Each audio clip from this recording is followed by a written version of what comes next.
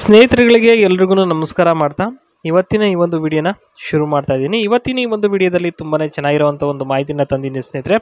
ಇಷ್ಟ ಆಯಿತು ಅಂತಂದರೆ ಒಂದು ಲೈಕನ್ನು ಕೊಟ್ಟು ಹಾಗೆ ನಿಮ್ಮ ಸ್ನೇಹಿತರಿಗೆ ಸಂಬಂಧಿಕರಿಗೆ ಎಲ್ರಿಗೂ ಈ ಒಂದು ವಿಡಿಯೋನ ಶೇರ್ ಮಾಡಿ ಅಂತ ಹೇಳ್ತಾ ಇವತ್ತಿನ ಈ ಒಂದು ವಿಡಿಯೋನ ಶುರು ಮಾಡೋಣ ಬನ್ನಿ.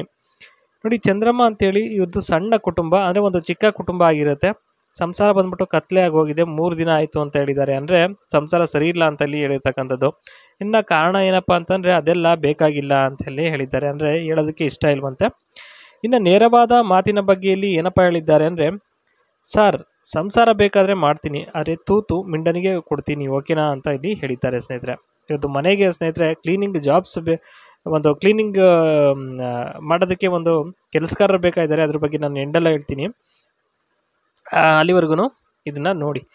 ನ್ಯಾಯ ನೀತಿ ಬಗ್ಗೆ ಇಲ್ಲಿ ಏನಪ್ಪ ಹೇಳಿದ್ದಾರೆ ಅಂತಂದರೆ, ನ್ಯಾಯವಾಗಿ ಬದುಕಬೇಕು ಅಂತ ಇವರಿಗೆ ಇಷ್ಟ ಅಂತೆ. ಯಾಕೆಂದರೆ ಮುಂಚೆಯಿಂದನೂ ಯಾರಿಗೂ ಕೂಡ ಅನ್ಯಾಯ ಮಾಡ್ಕೊಂಡು ಬಂದಿಲ್ಲ. ಹಾಗಾಗಿ ಎರಡನೇದು, ಅದು ಬಿಟ್ಟರೆ ಅಡ್ಡಾದಿಡ್ಡಿ ಬರೋದಿಲ್ಲ ಇವರಿಗೆ. ಮತ್ತು ಏನೇ ಇದ್ದರೂ ಎಲ್ಲ ಬಿಚ್ಚಿ ಮಾತಾಡಬೇಕು ಅಂತ ಇಲ್ಲಿ ಹೇಳಿದ್ದಾರೆ. ಇನ್ನು ನೆಕ್ಸ್ಟ್, ತಾಳಿ ಕಟ್ಟೋರಿಗೆ ನಿಯತ್ತಾದ ಸಂಸಾರ ಮಾಡ್ತೀನಿ, ತೂತು ಮಾತ್ರ ಮಿಂಡನಿಗೆ ಕೊಡ್ತೀನಿ ಅಂತ ಇಲ್ಲಿ ಹೇಳಿರ್ತಕ್ಕಂಥದ್ದು, ಓಕೆನಾ. ಇನ್ನು ನೆಕ್ಸ್ಟ್, ಏಕೆಂದರೆ ಪ್ರತಿಯೊಬ್ಬರು ಮಾಡುವುದು ಅದನ್ನೇ ಅಲ್ವೇನ್ರು ಅಂತ ಇಲ್ಲಿ ಹೇಳ್ತಕ್ಕಂಥದ್ದು. ಯಾಕೆಂದರೆ ಪ್ರತಿಯೊಬ್ಬರಿಗೂ ಸ್ನೇಹಿತರೆ ಒಂದಲ್ಲ ಒಂದು ಆಸೆ ಇದ್ದೇ ಇರುತ್ತೆ, ಒಂದು ಚಟ ಅಂತ ಹೇಳ್ಬೋದು, ಇದ್ದೇ ಇರುತ್ತೆ, ಏನು ಮಾಡಲಿಕ್ಕಾಗಲ್ಲ. ಅದೇ ರೀತಿ ಇವ್ರಿಗೂ ಇದೆ, ಅದರಲ್ಲೇನಿಲ್ಲ. ಇನ್ನು ಹೇಗೆ ಬದುಕಬೇಕು ಅಂತಲೂ ಕೂಡ ಇಲ್ಲಿ ಹೇಳಿರ್ತಕ್ಕಂಥದ್ದು. ಅದರಲ್ಲಿ ಮೊದಲನೇದಾಗಿ, ಯಾರಿಗೆ ದಿಂಗಿದ್ರೂ ಸಹ ಹೌದು ಮಾಡಿದ್ದೆ ಏನಿವಾಗ ಅಂತ ಹೇಳಬೇಕು, ಇದು ಮೊದಲನೇದು. ಇನ್ನು ಎರಡನೇದೇನಪ್ಪ ಹೇಳಿದ್ದಾರೆ ಅಂದರೆ, ಕದ್ದು ಮುಚ್ಚಿ ಮಾಡೋದು ಬಿಟ್ಬಿಟ್ಟು ಲೀಲಾ ಜಾಲವಾಗಿ ಓಪನ್ ಆಗಿ ಧೈರ್ಯದಿಂದನೇ ಹೇಳಿ, ಅದರಲ್ಲೇನಿದೆ ಸಂಕೋಚ ಮತ್ತು ಒಂದು ಭಯ, ಅದರಲ್ಲಿ ಏನು ಇಟ್ಕೋಬೇಡಿ ಅಂತ ಇಲ್ಲಿ ಹೇಳಿರ್ತಕ್ಕಂಥದ್ದು.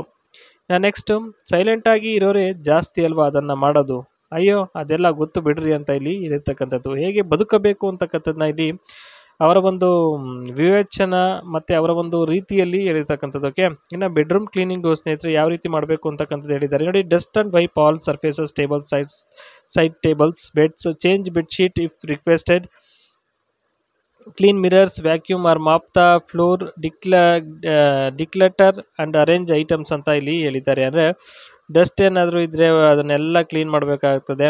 ಮತ್ತು ಸೈಡ್ ಟೇಬಲ್ಸು, ಬೆಡ್ಸು ಎಲ್ಲ ಚೆನ್ನಾಗಿ ಕೆಳಗಡೆ ಹಾಕಿ ತೊಳೆದು ಇದೆಲ್ಲ ಮಾಡಬೇಕಾಗ್ತದೆ ಸ್ನೇಹಿತರೆ. ಇಷ್ಟೇ, ಇನ್ನೇನಿಲ್ಲ. ಬೆಡ್ರೂಮ್ನ ಈ ರೀತಿ ಕ್ಲೀನಿಂಗ್ ಮಾಡಬೇಕಾಗ್ತದೆ. Next, sweep and mop entire houses ಅಂತ ಹೇಳಿದ್ದಾರೆ. ಮತ್ತು empty all trash bins, return furniture to its place if moved, wipe light switches and door handles ಅಂತ ಹೇಳಿ ಹೇಳಿರ್ತಕ್ಕಂಥದ್ದು. ಅಂದರೆ ಸ್ನೇಹಿತರೆ ಎಂಟೈರ್ ಹೌಸ್ ಏನಿದೆ ಕಸ ಗುಡಿಸಿ ನೀಟಾಗಿ ತೊಳೆದು ನೀರು ಹಾಕಿ ಉಜ್ಜಿ ಶಾಂಪು ಪಂಪು ಹಾಕೊಂಡು ಎಲ್ಲ ಕ್ಲೀನಿಂಗ್ ಮಾಡಬೇಕು ಅಂತಕ್ಕಂಥದ್ದು.